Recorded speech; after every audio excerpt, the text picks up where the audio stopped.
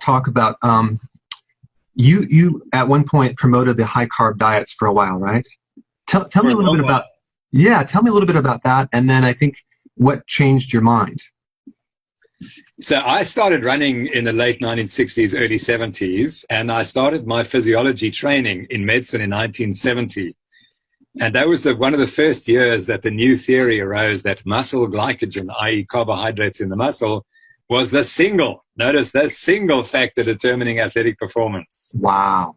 And that's how it was projected to all of us. And so now I'm a young student studying physiology in medicine, and I'm running marathons, and I discover this, and that this is the most exciting piece of information I heard in the whole medical training. So I started promoting this high carbohydrate diet in the early 1970s. And I then, of course, adopted that diet. And then I went and did my medical training, completed my medical training, and I was surrounded by cardiologists who were telling us that if you eat fat, you're going to die.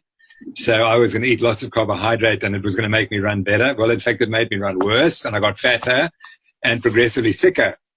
And then in 1981, my father was diagnosed with type 2 diabetes, and he died 10 years later.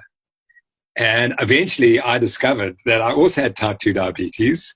Wow. And I realized I've got 10 years to sort this problem out, or else I'm going to die like he did. And that fortunately forced me to look very seriously into what was going on in the evidence. And I came across a book called The New Atkins for a New You, written by Drs. Westman, Volek, and Finney. And within 2 hours of reading that book, I said, oh my gosh, I got it completely wrong for 33 years. Wow. And within 2 hours, I started changing my diet, and the results were spectacular. And I haven't looked back for 7.5 years. So that's how it all started. And then initially I was very reluctant to say anything about it because I knew there'd be a backlash, and I knew that I would be vilified, but I didn't realize the extent to which I'd be vilified. And so I was very cautious initially, but then eventually it came out, and then the problems arose. And then my colleagues attacked me, and that's been 7 years of attacks. Wow. Yeah, I saw that. That was ridiculous. I want to talk about you wrote this book on waterlogged, which is fascinating because there's this whole, I don't know, it's like one of those things that everyone knows that you need to drink a lot of water, drink more water, keep drinking water. Where did this come from? Is it just made up? And so it was industry. Industry brainwashed people to believe, and that's again the problem we have with our nutrition story. Industry brainwashed us to believe certain things which are simply not true. Hey, for those of you who are watching, what we're talking about is when you drink too much water, you're going to dilute certain electrolytes, especially potassium. And what's going to happen is you need potassium for the heart to work, to balance fluids in the brain. So if you drink too much water, it's called hyponatremia, right?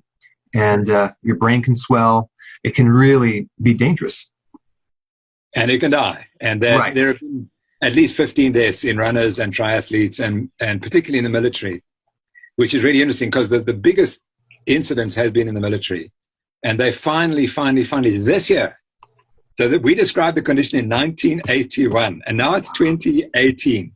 The first time in history, the US military said if a patient comes in and you think they've got a heat illness and they're confused, you may not give them fluids until you measure their blood sodium concentration.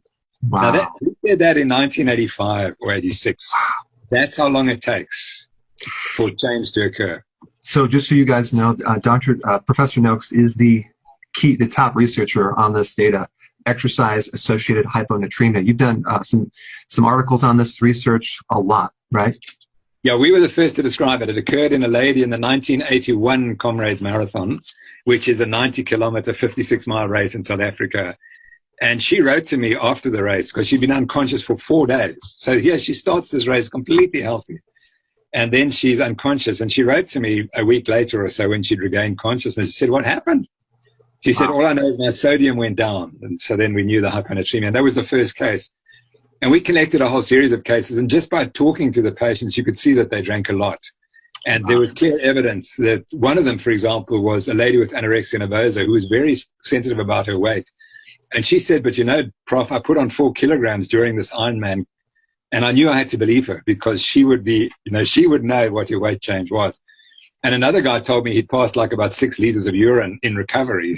So then we were getting an idea. Then we did an investigation where we hospitalized 8 patients with the condition. These people were near death in the Comrades Marathon. And we studied them during recovery, and we could show that they all passed an excess of urine. And that average, the worst case was a guy who had excreted 6 liters of extra fluid. So he'd increased his body weight by 6 kilograms. Wow. So then we knew, and we published that paper in the Journal of Applied Physiology. And I thought, well, that's the end. We proved what causes it. It's going to go away. Well, actually, no, because there were scientists who were being encouraged to say that this was nonsensical research and dehydration is the real problem. And if you tell people to underdrink, they'll all die of dehydration. And that was the argument.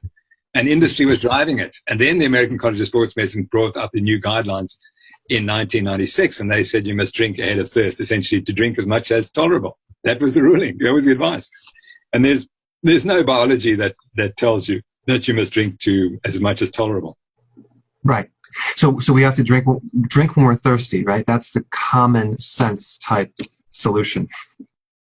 Yeah, absolutely correct. And that's how all animals drink. And so why should humans be different? But we... Right. Yeah. So let's touch on this common thing that people, like athletes, that keep asking me, yes, but if I lower my carbs, I'll lower my performance when I'm working out or I'm doing athletic activities. Can you touch on that? Yeah, okay. I think that we have to realize that 99.9% of athletes are recreational athletes, and that's the point. So when we talk about the 0.1% who are competing in the Olympics at short distances, say up to 5 or 10 kilometers, yes, I think there may well be a role for some carbohydrates in them. But for the recreational athletes, really, if you run a minute faster or a minute slower, that's not important. What's important is your long-term health. And what worries me is that there are a lot of athletes like myself who eat a high carbohydrate diet and then damage themselves for life. And that's the issue. And I think actually most ultra distance runners, even if they're eating a higher carbohydrate diet, are probably fat adapted because they do a lot of training in a carbohydrate depleted state.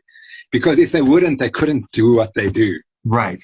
They don't understand that they are actually significantly fat adapted, even though they're eating, or they think they're eating, a high carbohydrate diet. Fascinating. And so you tap out the glycogen reserve, and then sometimes they'll hit this wall, call it the bonk or something. Correct. And that's when you want to be burning fat. And then if you're fat adapted, you can just carry on all day. So to answer your first question, if you're probably fat adapted, you don't need to eat. And then the other question I have, there's another concept of that if you eat too much fat, people are going to say this, well, aren't I going to increase my cholesterol? Am I going to die of a heart attack? Can you touch on that point? Yeah, well, I'm glad you asked that question, because I would encourage everyone to go to the Virta Health, VIRTA Health website. And Virta Health has just completed the first year of a 2 or 3 year study in which they fed high-fat diets to diabetics. Now, okay, so you get better, and 60% put their diabetes into remission. But more importantly, they measured 24 markers of cardiovascular health, 24 markers. 23 improved more in the high-fat group than in the conventionally treated group eating the high-carbohydrate diet. The only one was cholesterol, the so-called cholesterol. Cholesterol has no predictive value in heart disease anyway.